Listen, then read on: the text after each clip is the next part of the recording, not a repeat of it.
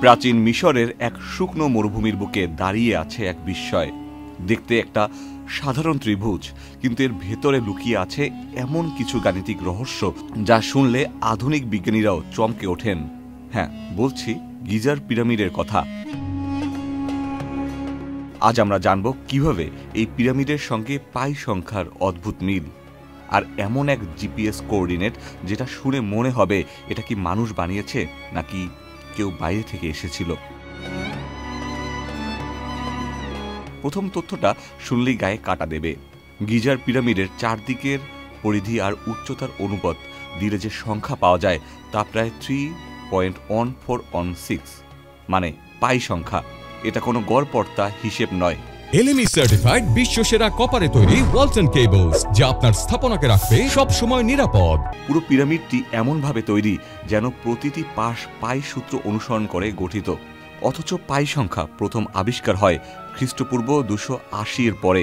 কিন্তু এই পিরামিড তৈরি হয়েছিল খ্রিস্টপূর্ব 2560 সালে বা তারও আগে। তাহলে প্রশ্ন ওঠে, কিভাবে তারা জানলো পাই সংখ্যার ব্যবহার, নাকি এই জ্ঞান কেউ তাদের দিয়ে গিয়েছিল? এখন আসুন সবচেয়ে গুজবময় অথচ অবিশ্বাস্য মিলের দিকে। গিজার পিরামিডের সঠিক ল্যাটিটিউড হল 29.9792 ডিগ্রি, আর অবাক ব্যাপার, স্পিড অফ লাইট হল 299792458 ms। এই মিল দেখে অনেক গবেষক বিশ্বাস করেন এটা কাকতালীয় নয়। তাদের ভাষায় এই পিরামিড হয়তো এমন এক জাতি তৈরি করেছে যারা আলোর গতি, কসমিক অ্যালাইনমেন্ট আর গণিত সবকিছু সম্পর্কে ধারণা রাখত। এমনকি আমরা যেটা আজও বুঝে উঠতে পারিনি সেই সব বিষয় তারা জানত।